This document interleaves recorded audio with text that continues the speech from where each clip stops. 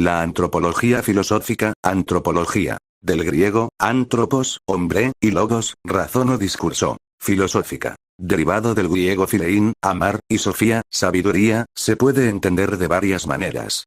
Una sería el estudio filosófico del ser humano elaborado a lo largo de los siglos y actualmente, objeto de atención de los filósofos. Hay otra manera para entender la expresión que sería más restringida, y se aplicaría a un movimiento o escuela de pensamiento fundada en Alemania en los años 1920 y 1930, de filósofos, antropólogos y sociólogos. Este movimiento tuvo una influencia decisiva en el panorama intelectual alemán del siglo XX. El tema general u objeto material de la antropología filosófica es el fenómeno humano, es decir, la serie de manifestaciones que atestiguan la presencia del hombre.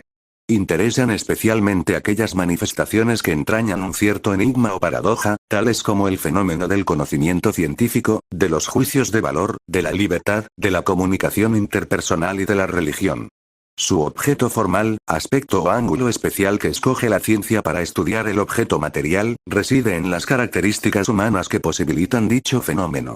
La psicología y la historia, por ejemplo, coinciden en el objeto material de la antropología filosófica, pero no en su objeto formal.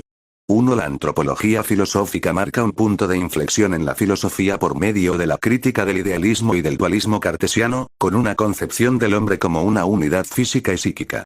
Fue también una respuesta a la teoría del historicismo alemán. La base de su planteamiento consistía en utilizar las enseñanzas de las ciencias naturales, como la biología, zoología, etología, paleoantropología, etc. Y las ciencias humanas para tratar de identificar las características de la especie humana y su posición específica en el mundo y el entorno natural. Sus principales representantes son Max Scheler, Helmut Plessner y Arnold Helen. También destacan cerca de esta corriente Gotthard Günther, Helmut Schelsky, Erich Rothacker y Peter Sloterdijk. Los problemas que ocupan a la antropología filosófica se han venido planteando a lo largo de la historia, pero la disciplina como tal nace a mediados del siglo XIX. En la Edad Antigua diversos autores ofrecieron reflexiones filosóficas sobre el ser humano.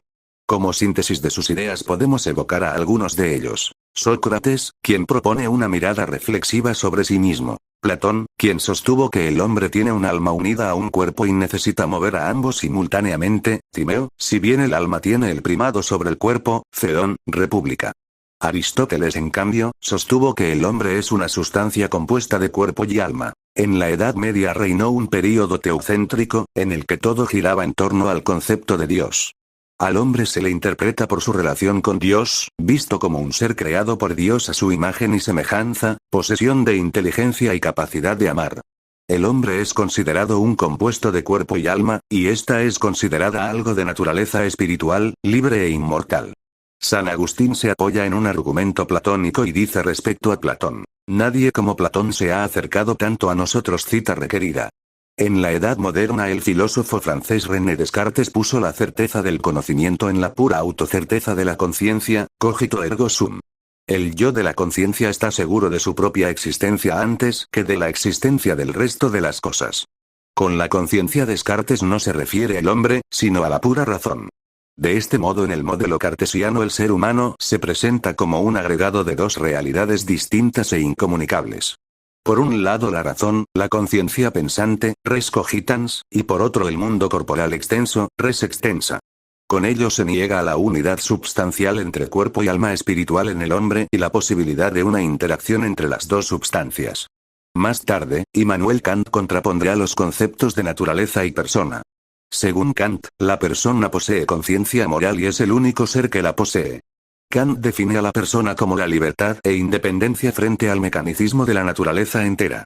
La persona es el único ser del universo sometido a leyes propias, es decir, sometido a leyes puras, prácticas establecidas por su propia razón. La persona es la libertad de un ser racional sometido a leyes morales. Estas leyes morales de las que habla Kant se las da el ser racional a sí mismo, lo cual no quiere decir que sean arbitrarias. En la edad contemporánea se abre espacio a una amplia diversidad de corrientes que proponen una visión sobre lo que es el hombre. La mayoría de estas son el resultado de una radicalización de las posturas surgidas en la edad moderna. Por un lado se posiciona fuertemente una visión materialista sobre el hombre, según la cual en el ser humano no existe más que el ser y el acontecer materiales. Se niega con ello lo espiritual en el hombre, que siglos antes había sido considerado como la esencia misma del ser humano. A favor de esta teoría se han intentado esgrimir argumentos surgidos de la teoría de la evolución de Darwin.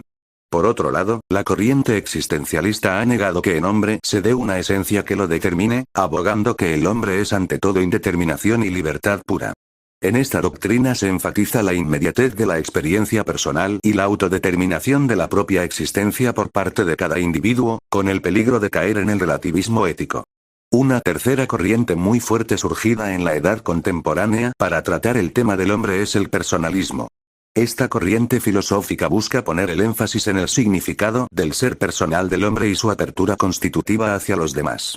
Parte de la segunda formulación del imperativo categórico kantiano según el cual la persona se debe tratar como un fin y nunca como un medio. En los últimos años, algunos intelectuales de Latinoamérica han analizado esta temática, tal como nos explica el antropólogo ecuatoriano Daniel Javier Calvanagua, 2013. La mezcla de filosofía y de antropología es el caldo de cultivo perfecto para la investigación sociohumana, dos grandes disciplinas académicas que se parecen tanto, pero que estudian a su manera a la humanidad. Juntas intentan darnos una mejor concepción del ser humano, no solo como un ser racional o como un ser biótico, sino como un ente que ama, que siente, que forja su destino.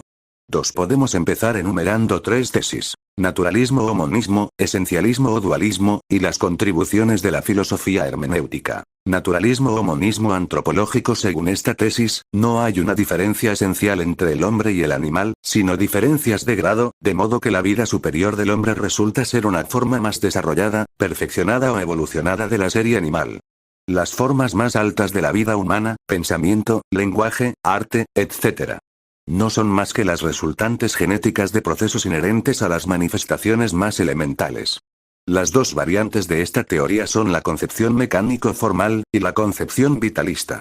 La primera tiene dos variedades: el materialismo, que reduce los fenómenos vitales y psíquicos a fenómenos físicos-químicos, y el sensualismo, que considera que todas las formas de fenómenos psíquicos son formas más complejas de los datos sensibles. La segunda explica al hombre en su integridad por la vida. El hombre se convierte en el último producto de la evolución vital. Esta concepción se diversifica según qué se considere como decisivo en la variedad de los impulsos vitales.